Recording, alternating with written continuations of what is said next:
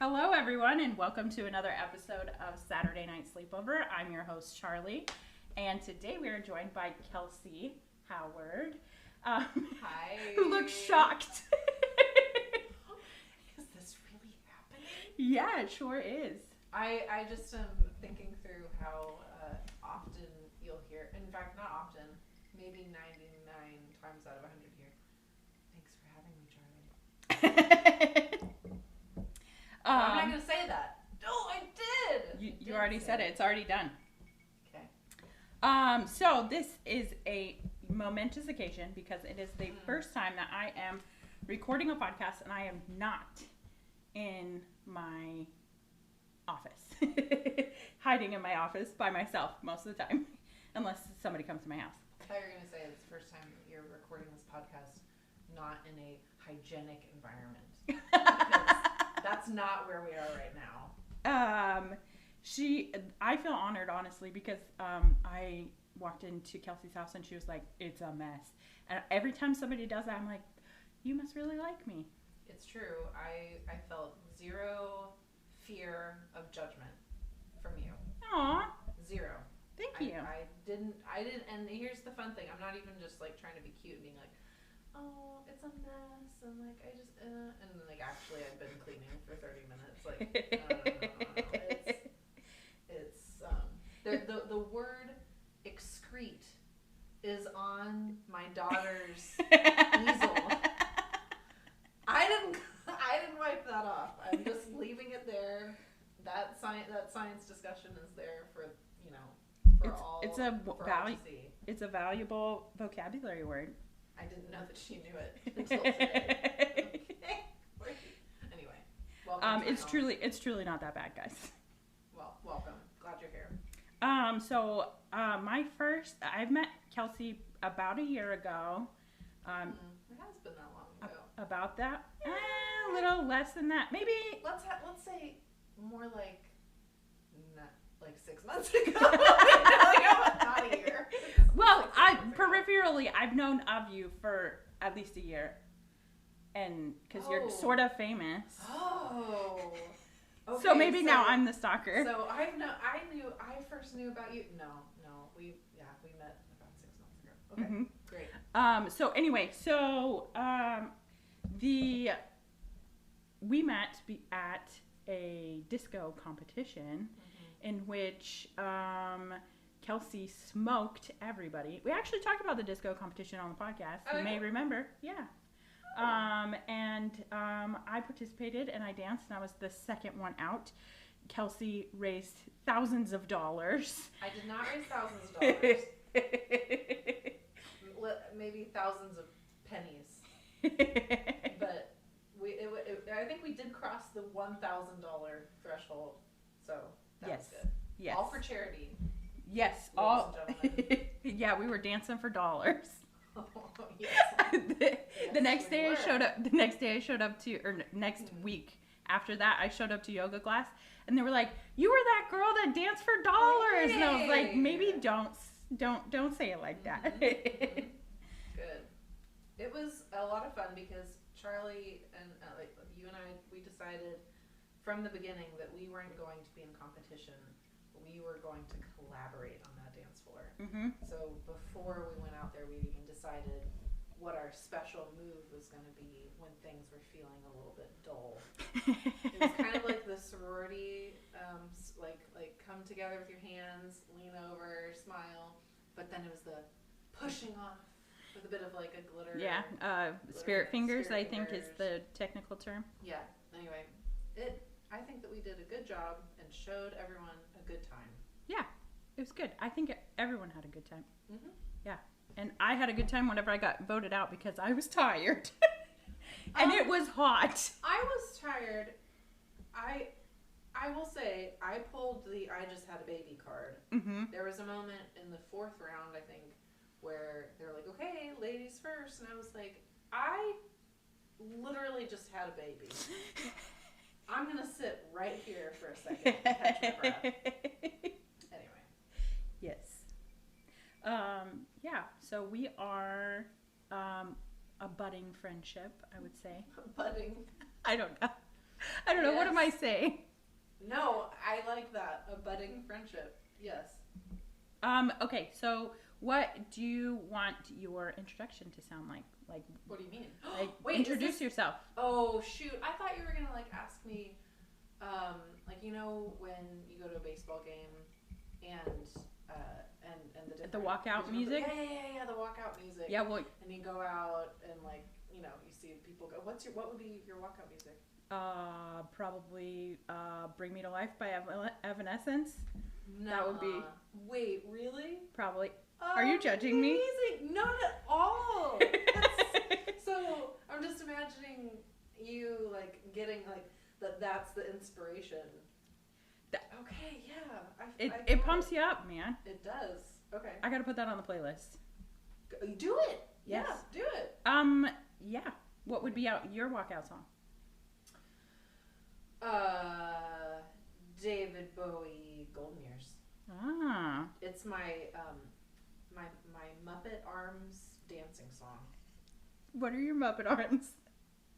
I mean, like Muppet Treasure Island, circa when did Muppet Treasure Island come out, Charlie? What would that have been? I assume all Muppets movies came out in the 80s. No. Oh no, I don't know. No, this had to have been the 90s. Anyway, I'll look it up later. But there's this part when Gonzo, he's like, it's supposed to be torture for Gonzo to be attached to one end of the boat, and then like he's sort of stretched to another end of the boat, mm-hmm. and then when he's released, his arms are like super long, and he goes. It's just like his arms are just sort of whipping in the wind. That is what happens to my body when Golden Years comes on. It's just like, that's the move, and you can't help it. I think I call that car salesman wavy guy. Yeah.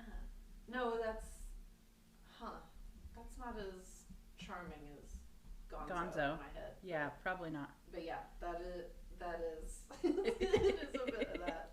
That would be my walk-up music. No, what were you saying? You were saying, what do you want my introduction to be? What do you mean? Oh, I just meant like, what do you want people to know about you? Like, oh gosh, you have a fancy job. Okay. You're a fancy person. You have a fancy house. Can we back that up for a second? It has a study and a grandfather clock in it. All right, look, that grandfather clock. I think that for graduation, my grandparents gave me a check for $70 as a happy graduation gift, mm-hmm. and I promptly went out to the nearest like flea market and found a grandfather clock that did not work, and said, I need to spend all this $70 right now. Take all my money. I'm taking that grandfather clock. You say fancy, I say irresponsibly joyful. So, like, I don't know. Yeah. And the study, it is really fancy. Yeah. And because my husband, Jordan, what a guy. He builds cabinets. Mm-hmm. And so he was like, let's do this. Let's have a Beauty and the Beast style floor to ceiling bookshelf situation that wraps around this room. So it is the coziest place to sit. So, and there he is now. What? It's your time. We're talking about the study and how fancy it is. This is him refusing to say anything. He gives a thumbs up. It's a good place. As he grabs the hard cider that he made in a press that they have. Tell me how this isn't getting fancier by the minute. That just sounds wholesome. It's wholesome. Yeah. Anyway, I don't know. How do I want your introductory question? I don't know. I guess just that I am not used to. I love podcasts. Mm-hmm. So this is a funny situation. And I have a lot of questions for you. You do? Oh, yeah. But I recognize that's, I don't know if that's how you want this to work. Go for it. Like, I have many questions. But in answer to yours, it's just, I don't know. I guess my thing is I've gotten to travel a lot. Super, super, super, super lucky and privileged to have been able to travel to a lot of different places. But what's really charming, and again, wholesome, #wholesome, about my life right now is that I chose to come back to my hometown. And my parents live across the street. My sister lives down the street. My grandparents live in town. My aunt lives in town. So it's important to be home, but it's funny because it feels sort of like a parallel universe. Like when I think about what life was like in this town as a child, it is odd that it's the same place, but so much has happened. But there's a lot of the same people that are the most important in my life that are still here. And so that's an introductory bit that you can take where you want, and also just that I live in a downtown, I live in an old historic home downtown, and so things are walkable. And so we walk as much as we possibly can, and neighbors are really important to me. Friends that live down the street are really important, and having people over for dinner, just like, well, folks that are walking down the street, seeing us on the porch. So that's my introductory quality for you. Take it away. I like it. What kind of questions do you have for me? I would like to know the most. I want to know, when was the last time that you listened to Evanescence? Gosh.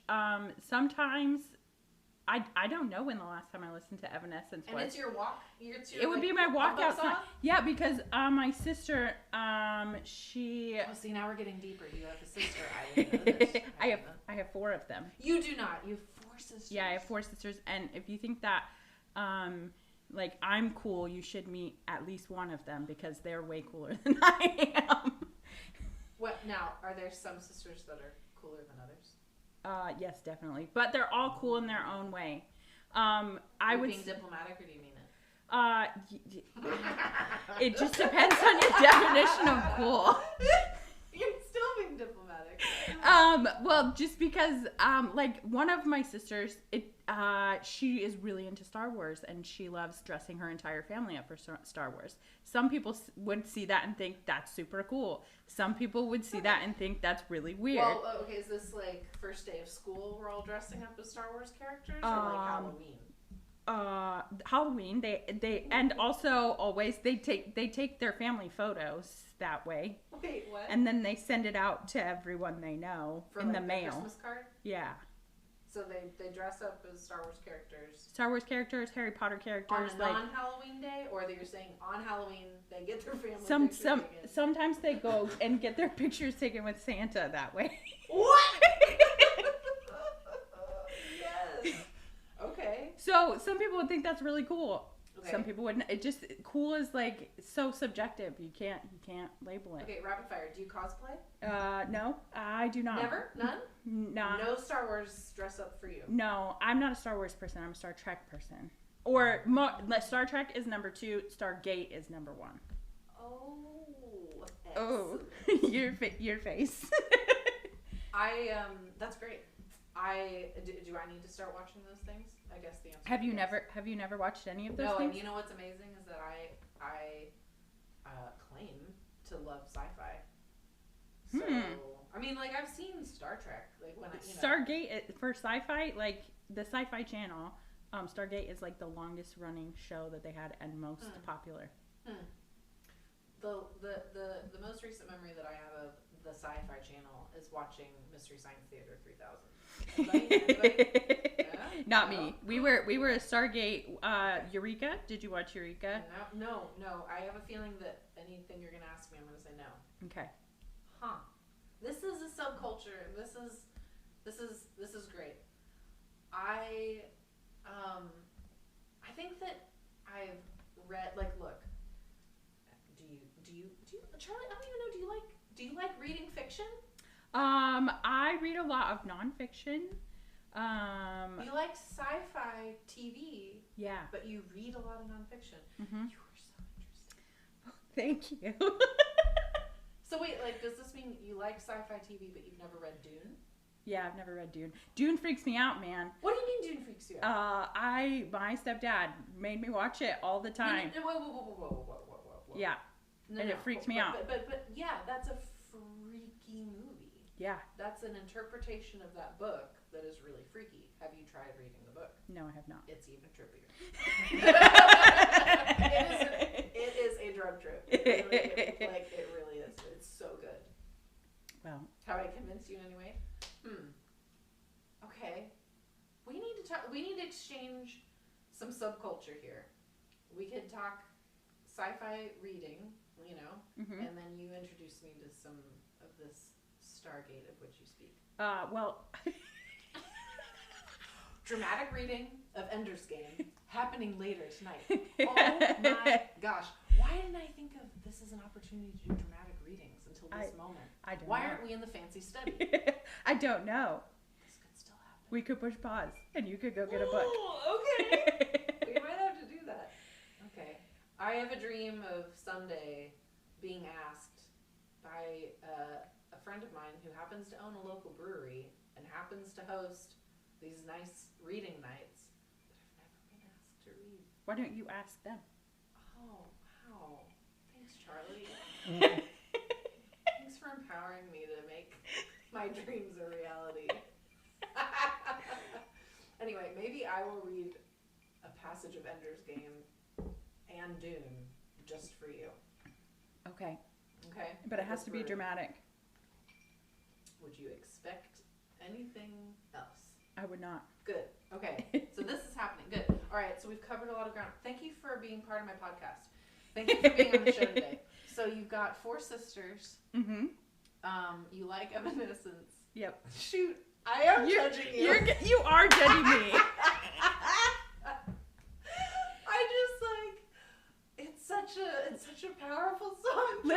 Listen. Okay, so it's my sister. She introduced it to me whenever I was like 14. I was raised by religious extremists, and we weren't allowed to listen to any music besides we aren't going to talk about me at all. I just want to know about that. Okay. Keep going. What? So we weren't allowed to listen to like any music besides like extremely religious music and piano music growing up. And then all of my sisters are older than me, except for my stepsister, by 8 years or more. So they all went off to college. I can't do math. What? Okay, so all of my biological sisters are 8 years or more older than me. My stepsister is 2 years older than me. So that dynamic was like all my sisters went off to college and got to like experience the world. And then sometimes they would like clue me in because I was in this. Would they like come back on spring break and be like, "Hey, Charlie"? Oh no, no one ever came back. So when did the cluing in happen?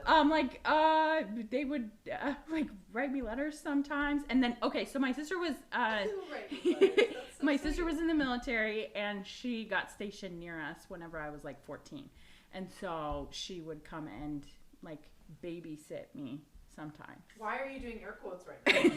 Because I was 14, I didn't need a babysitter. Oh, okay. I'm like, what is this code for? I don't understand. What was she actually doing?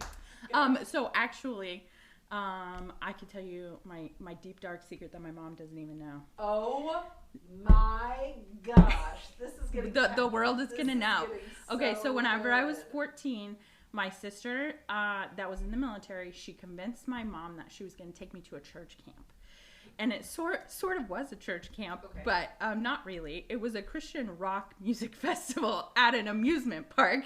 And she got my mom to sign all the parental waivers somehow without her figuring it out. And then she took me to like this rock music festival when I was like 14. And that's whenever I started really liking Christian rock, which we all went through that phase. Don't deny it. I went to a Jars of Clay concert. Okay. I'm here for it. DC Talk was in the background of my 4th grade soundtrack, yes. Here we go. But I just like the fact that there's this deep dark secret that But my mom still to this day doesn't know. But what did she okay, you're saying that... She thought we were going to church camp. Yeah, but you went to a church. It was at an amusement park. Tell me how wild it was. It was pretty wild. I don't believe you. You don't believe... Okay, listen. It wasn't really that wild. But for what me... Would people for say me... when for they me... hear that I'm a Jesus freak? Listen. For me, who What had will only people listened do to when piano... they find that it's true? And even so, my mom is so religious that any other kind of Christianity was like off limits. Oh wait, what denomination? My parents raised me Mormon. Oh, okay. So then yes, any other kind would not cut the mustard. Yeah. Not cut the DC talk mustard. No, not In at all. fact, DC talk was probably not mustard that was allowed on y'all sandwiches at all. Nope. No. No. We had my stepdad. Oh, there's a dog. What is your dog's name? Kip. Yeah. Oh my gosh. Yeah. Welcome to the podcast, Kip. Yeah. He's less colonialist than Rudyard Kipling, but he's equally artistic. And I don't know. I feel like Rudyard probably liked to snuggle. Kip does too. Yeah. Anyway, so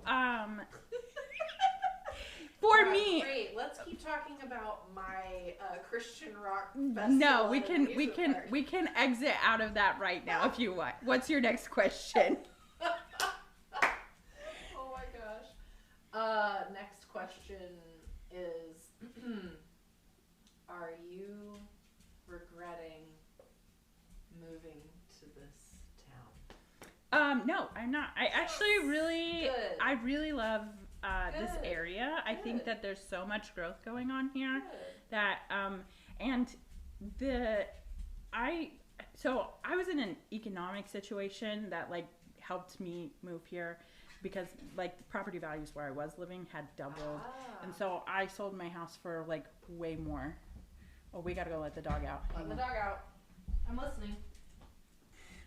Start again, because now that the dog is outside, He's gonna come back in 2 seconds.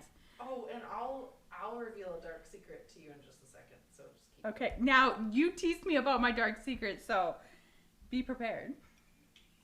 I'm ready. I'm ready. What were we talking about? I forget. And if I like living in this area. Oh yeah. I'm just digging for compliments because I think this place is the best. Yeah, I really love it. I love that we are like in an area where it feels sort of small town and country, but then you can drive and go to Topgolf if you want to. Mm-hmm. Or like there's other things that you can drive and go to and see. I'm learning like so a much world class museum. Oh my gosh, you're judging me so much. No. Yes. No, I'm not. No, I love it that it's like.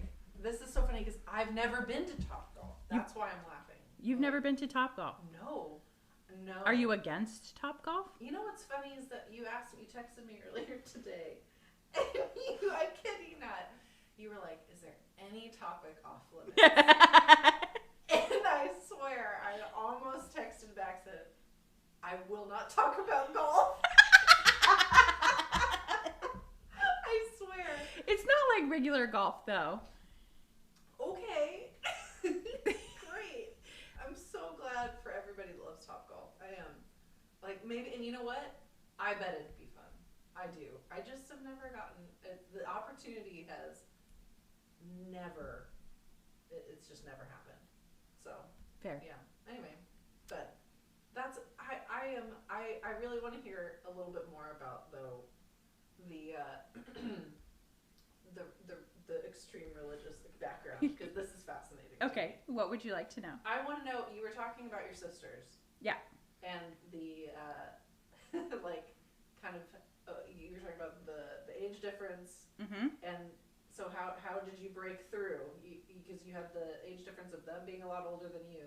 How did you find yourself? So, Evanescence, Bring Me to Life. Yeah. No, just kidding. Yes. No, really though. But okay, so I didn't finish that thought. My sister, that is oldest, that she took me to that rock concert. She said that every time you buy a new car, you have to listen to Evanescence, Bring Me to Life in that car to make sure that the stereo system is good enough for you. Because it's the perfect song to test it out. Okay. Do you name your cars? I do. What's your current car's name? Queenie. It's cute. Yeah. What's your car's name? C-Star. C-Star? Yes. I need more information. Well, its name was Kimchi. But then, there's really no story here. So it's a red car. Mm-hmm. So Kimchi. Makes sense. And, our 6-year-old, I don't know how long she's been calling it C-Star, but she just decided it's C-Star, and she feels really attached to it. I was just wondering, because, I have a kinship with people who name inanimate objects, so. Oh, here's Kit. Gotta Hang on. let in. Here we go. Well, I name my cars in kind of a special way, I guess. Okay. I usually take the hi. The doggy's back. You're such a good dog. I usually take the body, or like the body style, or what is it called? Make and model. Oh, there So we I go. take the model and whatever that is. So Okay. I drive a Q5. So I start with the first letter. Okay. Yep. So I drove an L200 in college, and its name was Leroy. And then I drove. I'm on the edge of my seat. Honda Prelude, 1987 Honda Prelude, and her name was Phoebe. I'm sorry, what? Phoebe. Oh, I thought you said feed me. Seymour? Yeah, so that's something else about me is I'm kind of a car hoarder. So at any one point, like right now we have 4 cars right now for 2 people, and 2 of them are not in the state that we live in. Are you paying liability car insurance? Yeah. On any of them? All of them? No, not one of them because it does not run. Oh no, we just started talking about insurance. That means that this conversation is tanking. Hurry! The listeners are leaving. Change the subject. Okay, what's your next question about religious? I am just so curious about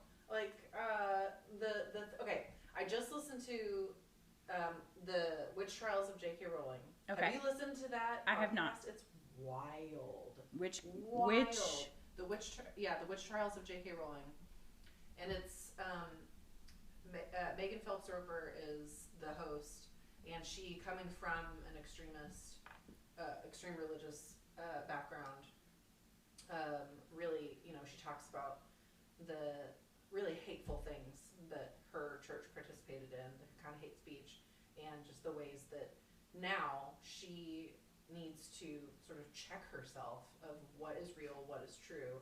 And so that whole podcast is then interviewing J.K. Rowling and talking about all the controversy about her. So anyway, it's just been, that podcast has been on my mind a lot, and just wondering how, I don't know, what do you think about your religious, your Have you upbringing? ever read the book Educated by Tara Westover? I haven't yet, but I can see the book cover in my head. Yeah, so her experience was somewhat similar to mine in that she was homeschooled by religious extremists, but her family was a little more against the law. Like they didn't appreciate the law. My parents are very patriotic. Like my mom was a politician, and so I grew up like on the campaign trail, but I also did not have like any formal education. My mom decided that like my education would be building a house from the 1800s. What? Yeah, so when I was 14 years old, my mom told me if I wanted my own room, I had to build it, so I did. I mean, that's kind of cool. It is kind of cool, but I didn't know anything about anything when I got to college. Like, I didn't know about, like, the Holocaust. No. Yeah. Really? Really. So how'd you catch up? College. I went to community college, and you have to take all the same things in community college that you did in high school. Anyway, so just lots of just like, this is what I'm learning for the first time, but everybody else learned it when they were 15 or younger. And did things were you able to just check enough boxes homeschool wise to get through? No, I graduated high school. But I graduated high school. Oh, well, wait. Okay. Yeah, right. I graduated high school from something called correspondence school, which is like the predecessor to online school. Okay. So what we would do is they would mail us the textbooks and the tests, and then we would take all the tests and mail them to the teachers, and they would grade them and then come back. So it was all open book tests. And so then one day they just mail you your high school diploma.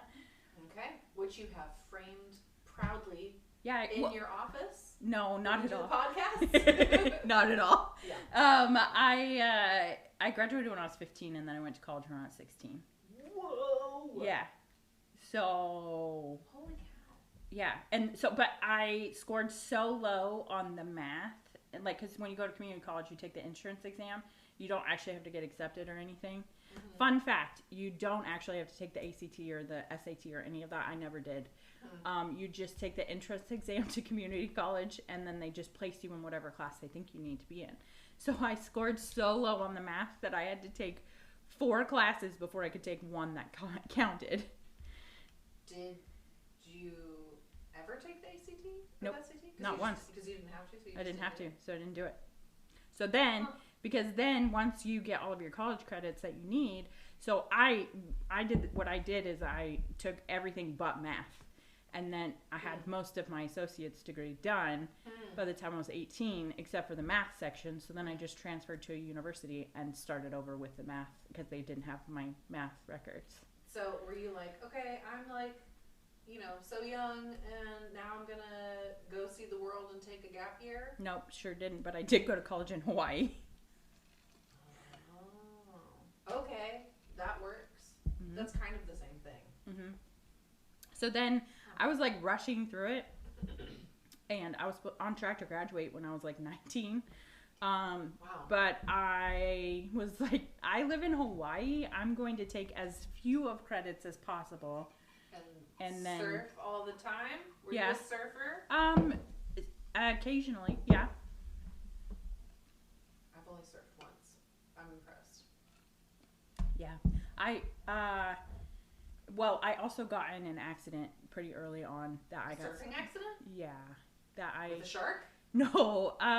So I had, I was like swimming into a wave, and I got caught up, and the wave like threw me onto my face into the sand, and then all of my weight and the weight of the wave came down on top of me. So I had this like massive like black eye where it was like red and stuff.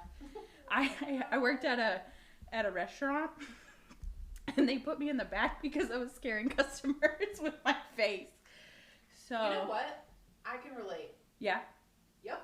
Did you get a bad black eye once? Yep. Yes. Okay, so I was in an accident where I was in, I think I was in like 4th grade, maybe? So what is that, 10 years old? So it was one of those like games in the gym when you're racing. It was a 3-legged race, and we were, the dumbest idea is that the pair that wins gets a beanbag or a bowling pin in the center of the circle that you're lapping, right? So like we're running around these like bowling pin and beanbag, and when you fully lap, then you go into the middle and you get the bowling pin. So I was gonna win. I was in it to win it. My partner and I are 3-legged racing it into the middle, but then I see two people coming in hot, and I think that my partner tripped. It's all blurry, but I think that she tripped, and I went flying. Oh no! Toward these two 10-year-olds, the ferocious 10-year-olds, and their two heads collided. To both of your eyeballs? Yeah, and broke my nose. Oh no. And so my lip was so swollen that it was to the level of the tip of my nose, and my cheeks were so swollen up to the height of the bridge of my nose. So it's just this mound. Sounds so painful. Bruise. And the I feel like a week or two later was the Christmas parade of our sweet little town. Oh no. And I went because I wanted to see the parade. It's a big deal. And I will never forget, I made a kid cry. Oh no. And she turned to her mom and said, Mom, it's the Grinch. Oh no. That's so scary. Well, I felt kind of proud, actually. It's like, that kid will never forget this Christmas. I've given them a core memory. Yeah. I'm sorry that happened to you. It's all good. You recovered beautifully. Well, thank you. Now you're in a landlocked state where that will never happen to you. Yeah, but lots of other crazy things happen to me all the time. Really? Yeah. Like when I lived in Utah, I fell off a cliff and onto a washing machine. And all I got was burns on my hands. None of that makes any sense. Right. But I accept it. So we were rappelling. And okay. I am not an experienced rappeller, but they decided that they wanted me to go down first. And so I was wearing fancy clothes, so I didn't have any pockets, so I gave my phone to somebody up at the top. And they threw the rope down. It was like 500 feet down. And they're like, "Okay, you're going to go down first." And I was like, "Great, sounds good." So I go down, and I'm like going down, and the rope had gotten caught up on a ledge. I thought you were going to say on a washing machine. No.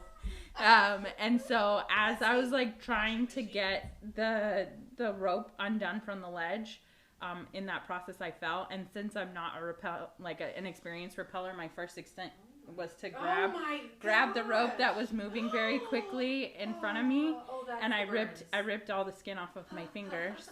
And then I fell onto a washing machine, and then I had to hike 2 miles out. No. You can't. Hold on. Where did the washing machine come from? Because we were rappelling into a junkyard for some reason. Was this like that scene of Garden State when they're like on the edge of the abyss? Was there junk in the abyss? I feel like there was junk. You know what I'm talking I don't know about? what you're talking about. You haven't seen Garden State? Mm-mm. We're the same age. This is like a phenomenon. Religious extremists. Oh, right. Oh my god. Okay. Alright, okay. Anyway. Well, I feel like you've answered all my questions then. I know you completely. Thank you. I feel scared. You should. I think that if you were able to make it through that, hands ripped up, you're doing fine. Yeah. What's happened to you here in town? Oh, well, I mean, you should listen to the last episode that came out then. I will. Well, right now it's scheduled to come out for this Saturday, but so you'll be next Saturday. How do you choose who you talk to? I look through my Rolodex of remarkable humans, and oh my gosh. And I pick which one I want to talk to. And I think you're a remarkable human, so that's how you got here. I appreciate that. Thank you. You're obviously fancy. Okay. Okay. If you say so. Where's your favorite place you've ever lived? Okay. Are you trying to prove a point? No. I mean, I've lived a lot of places too, so. Okay.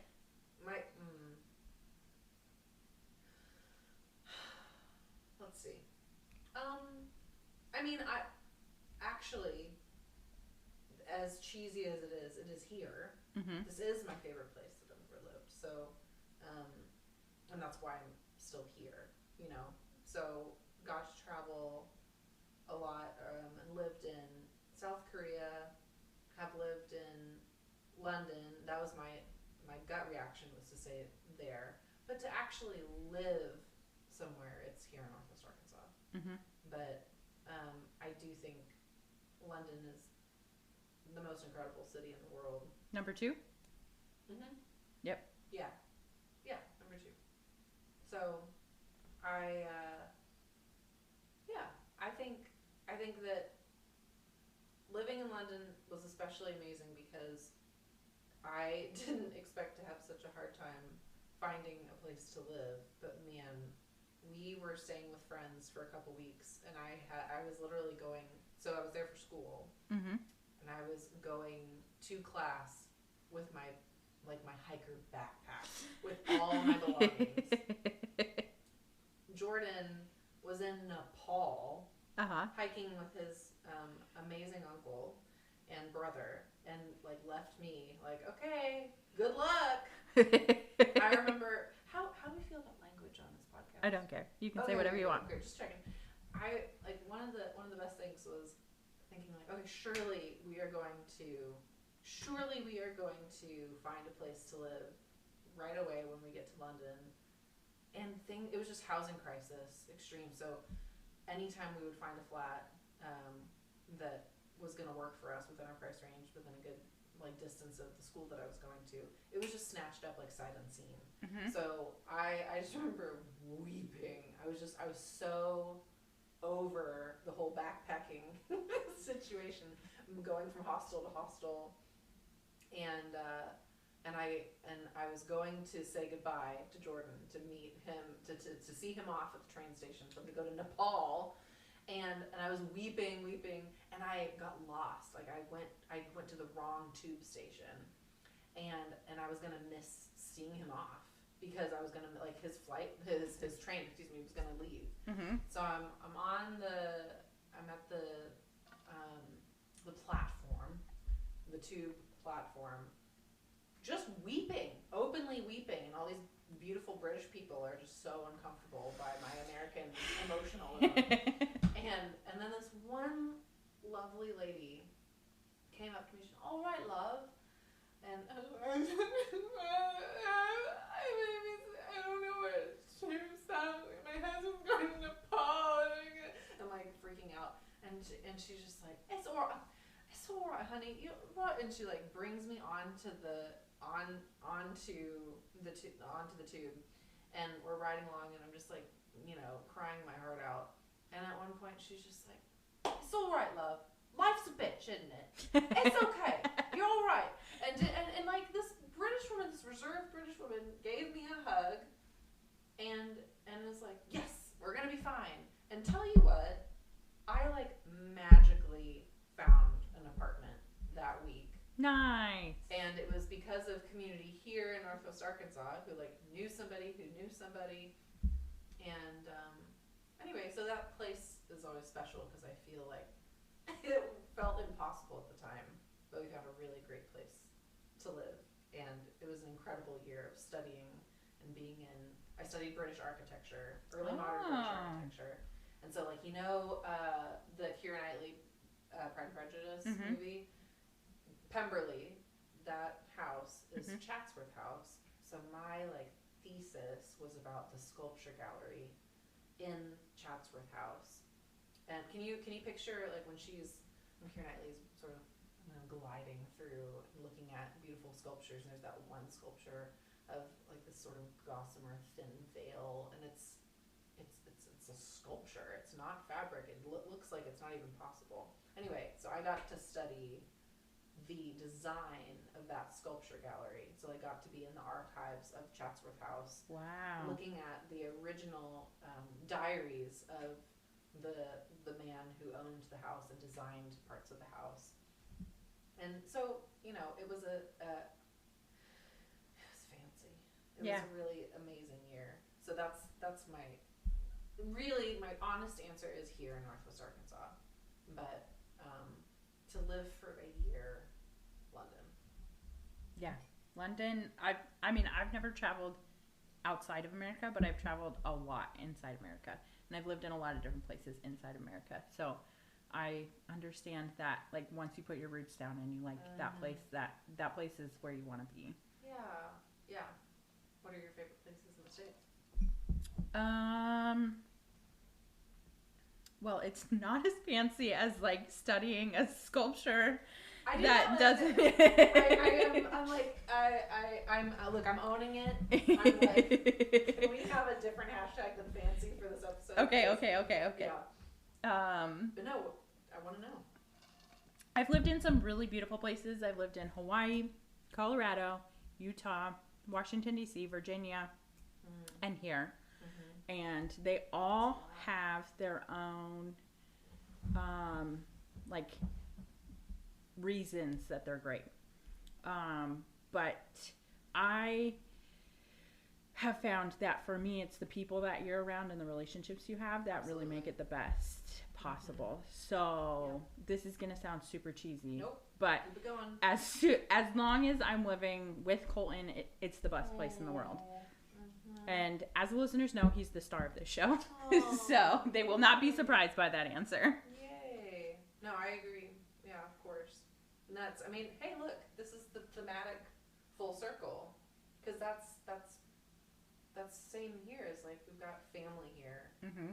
And you just met, before we started this podcast, you met somebody that I've known for many, many years. That's sitting out on our porch right now. Like we've got Porch Night going on while we're doing the podcast. Jordan and a lot of his friends are out there drinking the pear cider that they mashed up and made together. So it's like a place that you can have a porch night, a place where you can be with your best friends, the person that you want to be with for the rest of your life. You bet. That's the best place. Mm-hmm.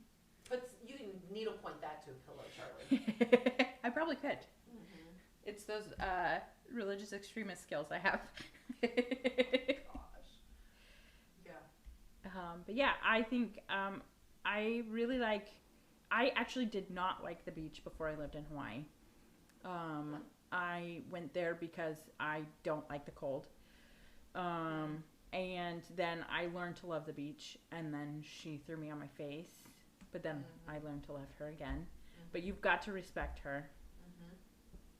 The ocean, I could tell you this story. I think I told it in the Hawaii the episode before, but we'll tell it again. So for my birthday in 2023, so this year, I went. I like this. In the year 2023. It's just there. Well, I mean, it's almost not that year. But we went to Hawaii for my birthday because my sister lives there right now. And wait, so is this the Star Wars sister? No, this is the doctor sister. Doctor sister. Who lives on a 40-acre ranch in Hawaii, and she has 4 kids, and she makes sure that they have the best education possible. And then she also runs this farm, and she wrote business books in Chinese. She's so amazing. Anyway, What's her name? My sister's name? Yeah, Amanda. Amanda. You're so cool. She is so cool. Anyway, so we went to visit my sister, and we were at the beach in Hawaii, and I had my contacts in, and a wave came and slapped me in the face. And then my contact got wonky, and then it just fell into the sand. And then I was like, oh, I could save it, but then the ocean took it. And then I was like, man, that's a sign. She's not happy with me. I just need to not be in the ocean right now. And that was the only pair of contacts I took on vacation. Rookie mistake. Anyway. So that's on you. That's not the ocean. That's you. So I went back and I was like, she doesn't want me in the ocean right now, so I'm just not going to. And then I was sitting on the beach and everybody, and watching the stuff or whatever, and everybody else went and got in the water. And then all of a sudden, everybody at the beach was gone. And it got really windy. Oh. And then there was just this one Hawaiian dude that was walking up and down the beach. And everybody was in the water, and they started coming out of the water and coming up to me. And they were like, we just got stung 15 times by jellyfish. There were so many jellyfish that had gotten blown into the beach. And the Hawaiian guy walked up to me. He's like, get out of here. Get out of the water. There's all these jellyfish. So they got stung by a bunch of jellyfish. But I did not, because I listened to Mother Nature and the ocean. Good. Hey, it's Jordan again. How's that pear cider? He says it's good if you didn't hear them. It's good. For glad that you dropped your contact. Me too. But then I only had one contact for the rest of vacation. You can't really use one contact, so I had to wear glasses, which is unfortunate. Because in Hawaii, you want to wear sunglasses. Yeah. Next time. 2 pairs. 2 pairs. You'll do better next time. Mm-hmm. But that was for your birthday? Yeah. My birthday's in March. Me too! When's your birthday? 10th. 5th. You win. Why do I win? I don't know. I really don't know. Yeah, I don't know. We're both Pisces. I have no idea if that's true. How do you know? How do you know what you are? I don't know that the newspaper told me in the 90s, and I just decided to go with it. I just don't, like, I'm really impressed with people who can, like, let's not even talk about this, because I don't know why. You know, some people have a hard time knowing, like, left from right, east from west. Yeah. I can't keep track of my signs. Well, I don't know the other ones. I just know the one. I don't even know one. So good job. You're a Pisces. Do I know what that means? Not really. You're not the first person who's told me this. Has it sunk in and stayed? I can't remember it. It just doesn't mean anything. The only reason why I remember it is because so when I was growing up, I would walk down to the library all the time. So it was like half raised by librarians. Okay. And as a part of being half raised by librarians, I spent a lot of time. They would like throw me birthday parties and stuff too, and they would also throw birthday parties for like the old people in town too. So I had the same birthday as an old lady in town, and she became like my idol. Like I loved her, Miss Ellie. She's the best, and I would call her every year on her birthday until she died. And because it was my birthday too, but like she was very sweet. She owned a motor court. Do you know what a motor court is? You know I don't. It's a motel, but you can drive up to the front, and it was but not in the shady way. Like it was like somewhat of a boutique hotel in like the 60s. So her husband had this dream, wanted to own a hotel. She wanted to travel the world, but she followed her husband and ran this motel. But she, at the end of her years, she was okay with it because she felt like everywhere she wanted to travel, she got to travel by talking to her guests. Aww. So, she was. That's really sweet. She was amazing. Anyway, so we had the same birthday, and the only reason why I remember is because Pisces are fish, and she would always get, like, every time she would see a fish or like a fish ornament or something, a night light, whatever it was, she would buy it and give it to me. Oh, so you have like 10 fish nightlights? No, I have one fish nightlight and like a bunch of other fish stuff. Yeah. You know, I think you've successfully made it stick in my head. There you I go. will remember my sign. You remember Miss Ellie and her fish. I will remember Miss Ellie and her fish. Okay, cool. Thank you for this self-discovery. She lived in a Sears and Roebuck house. Do you know what a Sears and Roebuck house is? Is this going to be like you're an architecture student, you should know what this No, is? not at all. Not at all. Okay, no, I don't know so like in like the 40s and 50s, I think, you could order a house from Sears. Ooh. And you would pay for it, and they would just come in on a truck, and then you could also pay for either just the supplies or the supplies and the builders. And they would bring it to wherever your land was. Cool. And so she was like, this is one of the last Sears and Roebuck houses. And so, Cool, Ellie. yeah, she's very cool. So you were in Hawaii in March. Are you doing any last minute travel before the end of the year? Most likely not, because Colm just got a new job. What's his new job? He's a generator service tech. When you say, okay, like for what company? A store in Northwest Arkansas. Oh, got it. Gotcha. Wink, wink. Wink, wink. Cool. Well, good for him. Yeah. I didn't know that. So, he just drives around. He drives around and fixes generators. I tell him to quit every day. Why? Because I don't want him to have a job. I want him all to myself. Oh, that's so sweet. He just spent like the last year not working and trying to figure out what he wanted to do. Yeah. And I think he's still trying to figure out what he wanted to do, but this place will pay for training and stuff, so. Oh, great. He likes that aspect of it. So if you could train to do anything, what would it be? Anything. Money's no object. I have a question that I like to ask, that I'll ask after. Okay. So Don't you if distract money my was no question. object, and I would pick one of two things, but most likely the one is, but I already studied it. I would be a midwife. Of course you would. Mm-hmm. But also, I really like making food, so probably culinary arts. But my question is, yeah, several. Oh my Well, gosh. actually, we don't call it delivering a baby What do because you they're call not pizza. What do you call it? Catching a baby. Well, it's not a baseball. Yeah, but catching is better than delivering because, like, and Okay. in my opinion, because Okay. and also like you don't in the way I like to do it, I like mom to catch it more, and me to just watch. Yeah. What do you mean? What do I mean? Yeah, what do you mean? That like I prefer it if a mom catches her own baby. Whoa. That never even occurred to me that could even happen. Yeah. You're saying I could have caught my babies? Yeah. Whoa.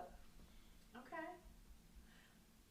All right. Now I'll be thinking about if that's even humanly possible. All right. Well, thank you for that. You're welcome. I can tell you all about it if you want. Okay. All right. What do you want to know? No. Okay, you I don't didn't want to mean know. it. You Yeah. didn't mean it. No, She didn't mean I it. don't mean it. No. She takes it back. Yeah. Okay, my question is, if money didn't exist and we woke up tomorrow and money was not a thing, would you still do the job that you are doing? No, because the job that I'm doing is because we live in a capitalist society. Okay, then what would you do? If we woke up tomorrow and there was no money, what would you want to spend your time doing? Oh, making beautiful things. How about? Okay, wait. Money's not. Are we talking like? Are we in like a feudalist, like a trade? Like society? everything is the same that it is right now, but there's no money. Sorry, I'm gonna need more than that. Okay, so there's no. What's your follow-up question? There's no money. How do we eat? How do we buy food if there's no money? Are we trading like It's like in the host when they just walk in the store and get it. Okay, it's like wait, what is the host is the other book written by Stephanie Meyer. with the eyeball? The Yeah. book cover? Yeah, I yeah, see yeah, the yeah. cover in my mind. Yeah. Amazing. Okay. Do you like Twilight? I was a high schooler when Twilight was in its prime. I liked it a normal amount, but everybody thought that I loved it because I was a teenage girl. So I worked at a library, so I got so much Twilight swag, unwarranted. Okay. If money was no thing, see, it's just, it's like, is money not a thing because there's just an abundance of everything? No, it's just like, it just isn't, it just never existed.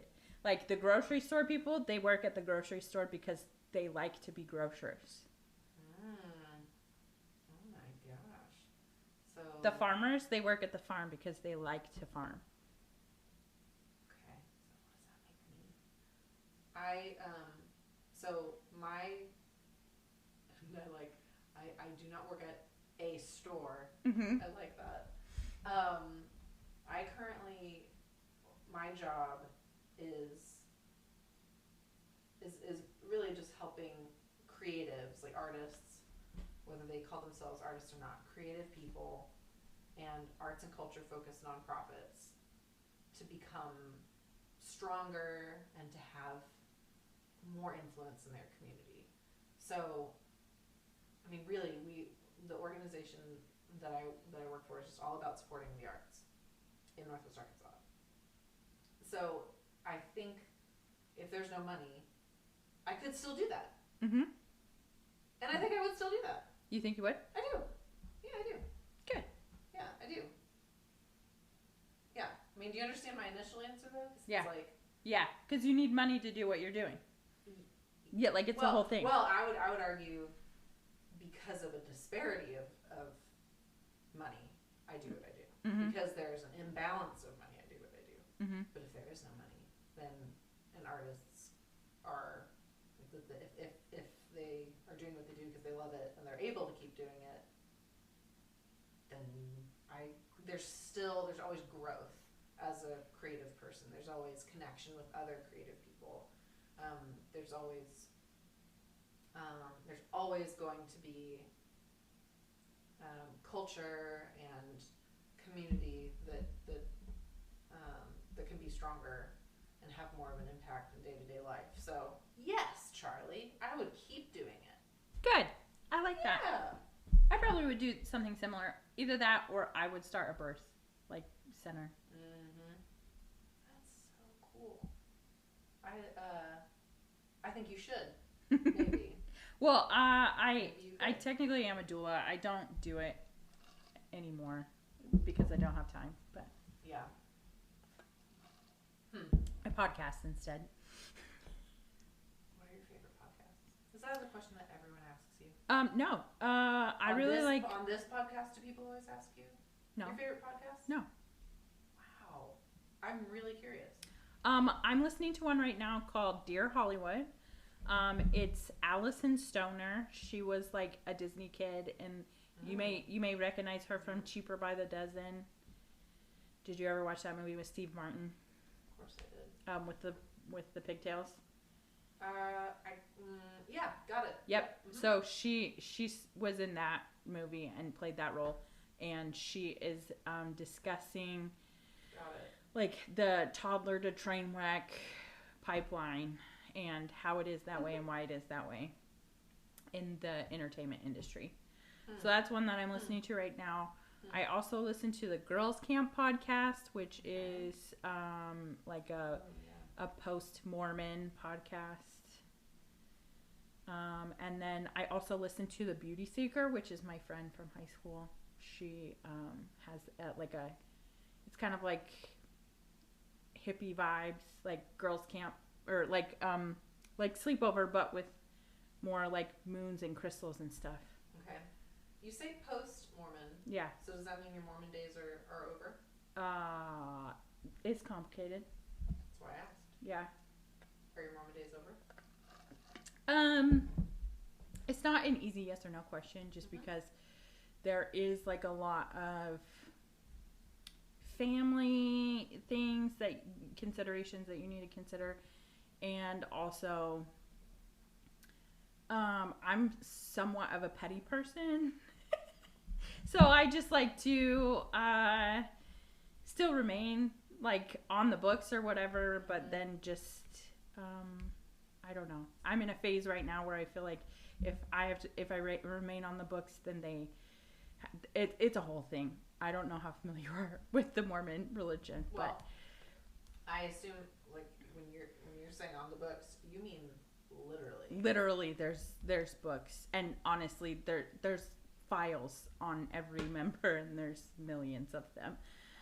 So, yeah, I don't know. I just am in a place right now where I'm like, let them research me and figure it out, and I'll let them call the shots. If they want to kick me out, they can kick me out. But I'll make them do it. Is it sort of like, all right, nerd moment? You ready? Yeah. So I am on the state review board for historically significant places in this fine state of Arkansas, and we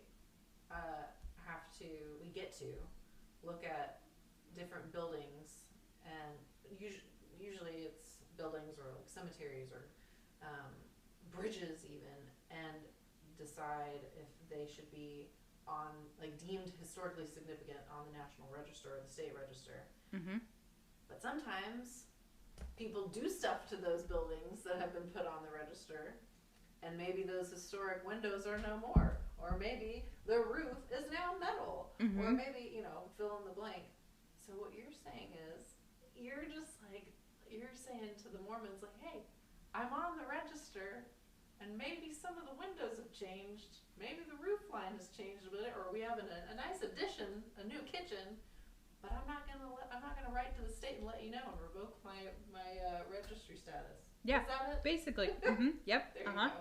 And I really hope that one day there's a place in the culture, I feel like in every other religion, there's like a place for non-practicing. Like there's non-practicing Catholics, there's non-practicing Baptists, but there's like no space for that in the Mormon culture, and I hope that one day there would be. Oh, interesting. Yeah, it's like if either you're in or they're like knocking on your door, trying to get you in. Huh. And do you feel like there's not that non-practicing Mormon culture? Yeah, why? I don't know. Interesting. So you don't okay, Girls Camp, that podcast, is that not a kind of community of people that are like, hey, yeah, it resonates? Yeah, they probably would say that. There's probably some, that would say they resonate, but also there's like a lot of trauma that you can have to process that makes a lot of people bitter and angry that they probably wouldn't choose to remain in that position. A lot of nominal Catholics or not very carefully distanced from the Catholic Church would maybe claim the same. But you feel like there's more of a community, like there's a space for non-practicing Catholics? I don't know, actually, because I've never experienced that. But yeah. It seems from the outside that it's more accepted than it is in the post-Mormon space. I don't know. Let's find some non-practicing Catholics and ask them. Okay. That's your homework. Okay. For your next episode. I'll listen to it. Anyway, that seems like a pretty good place to wrap up. Is there anything that you wish that you had shared that you didn't share? I was an open book during this episode. No, I don't. I'm just looking forward to listening to all your other episodes.